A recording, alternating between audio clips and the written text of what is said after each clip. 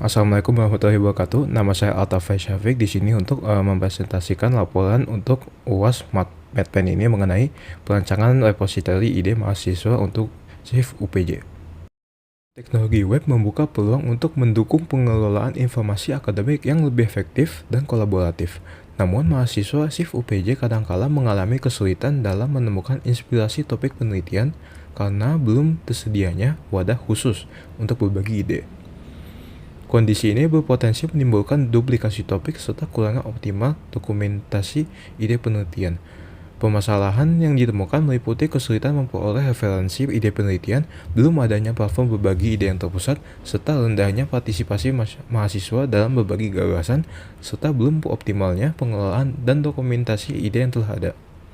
Oleh karena itu, penelitian ini berfokus pada perancangan solusi yang dapat mengatasi permasalahan tersebut. Penelitian ini berfokus pada pengembangan prototipe sistem repositori ide mahasiswa berbasis web menggunakan metode prototyping. Sistem yang dirancang ini mencakup fitur berbagi ide, pencarian ide, mekanisme poin, pengelolaan status ide, dan dokumentasi hasil penelitian dengan pengguna yang dibatasi pada mahasiswa program studi sistem informasi UPJ. Penelitian ini bertujuan untuk membangun sistem repositori ide mahasiswa yang dapat menjadi wadah berbagi inspirasi penelitian secara terstruktur.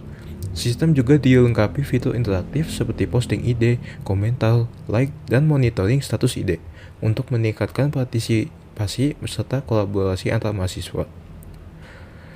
Hipotesis penelitian ini adalah bahwa penerapan sistem repositori ide berbasis web dengan mekanisme poin dapat mempermudah mahasiswa dalam menemukan inspirasi penelitian, mengurangi duplikasi ide, meningkatkan partisipasi pengguna, serta mendukung pengelolaan dan pemanfaatan ide penelitian secara lebih optimal.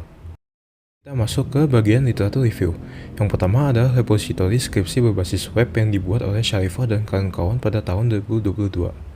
Penelitian pertama ini menunjukkan bahwa pengelolaan skripsi secara manual menimbulkan risiko kehilangan data dan keterbatasan akses terhadap karya ilmiah. Maka solusi yang ditawarkan adalah repositori skripsi berbasis web untuk mendukung penyimpanan dan pengelolaan data secara digital. Yang kedua adalah monitoring skripsi berbasis website yang dibuat oleh Ningsi dan Rahman pada tahun 2022. Penelitian kedua ini menyoroti kesulitan dalam memantau progres skripsi akibat proses yang masih manual. Oleh karena itu, dikembangkanlah sistem monitoring berbasis website yang mampu membantu pengelolaan bimbingan dan pemantauan perkembangan skripsi secara terintegrasi.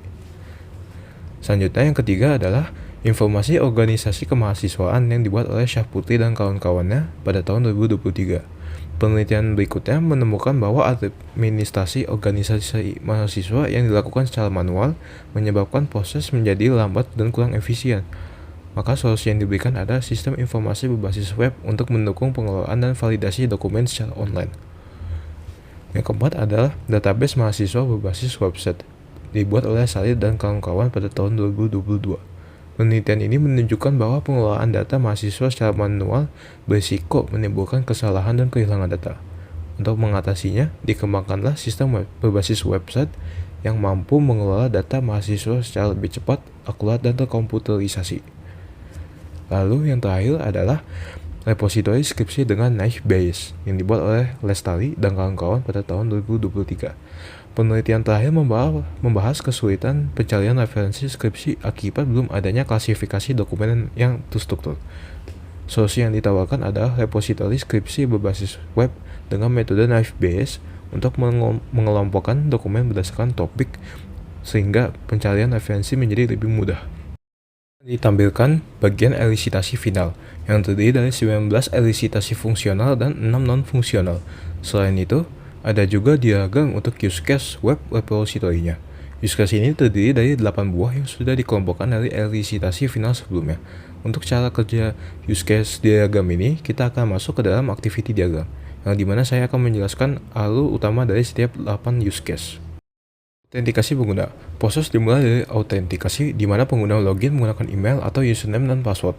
Lalu sistem akan memvalidasi data, memeriksa hak akses sebagai admin atau mahasiswa, lalu mengarahkan pengguna ke dashboard sesuai plannya. Yang kedua adalah manajemen akun mahasiswa. Setelah itu, mahasiswa dapat mengelola akun melalui pengaturan profil. Perubahan data atau password akan divalidasi sistem sebelum disimpan ke database. Lalu informasi akun juga akan diperbarui secara otomatis. Yang ketiga adalah pengelolaan ide penelitian. Pada fitur ini, mahasiswa dapat melihat riwayat ide serta menambahkan ide baru dengan mengisi detail seperti judul dan kategori. Sistem kemudian menyimpan ide dengan status tersedia dan memperbarui daftar ide pengguna. Yang keempat adalah eksplorasi ide penelitian. Mahasiswa juga dapat mengeksplorasi seluruh ide yang tersedia dengan fitur pencarian dan fitur berdasarkan kategori atau popularitas. Maka sistem akan menampilkan hasil yang paling relevan sesuai dengan kebutuhan pengguna. Lalu yang kelima adalah interaksi sosial ide. Pada interaksi sosial, pengguna dapat memberikan like ataupun komen pada ide penelitian. Sistem akan menambahkan atau menghapus like berdasarkan status sebelumnya, lalu memperbarui jumlah like secara real time. Yang keenam adalah eksekusi ide penelitian. Selanjutnya, mahasiswa dapat mengambil ide yang tersedia untuk dikerjakan. Sistem akan mengubah status menjadi diambil, dan setelah selesai, maka mahasiswa dapat mengunggah hasil penelitian yang kemudian disimpan dan status diubah menjadi selesai. Yang ketujuh adalah monitoring kontribusi. Pengguna bisa melihat kontribusi mereka dalam bentuk poin serta riwayat aktivitas seperti posting, komentar, dan like untuk memantau partisipasi dalam sistem. Lalu yang terakhir atau yang kedelapan adalah administrasi sistem. Di sini admin dapat melakukan moderasi konten dengan meninjau dan menghapus konten yang melanggar aturan. Sistem kemudian memperbarui database dan memberikan notifikasi bahwa proses moderasi berhasil dilakukan. Sekian dari saya, apabila ada kesalahan mohon maaf dan selebihnya terima kasih. Wassalamualaikum warahmatullahi wabarakatuh.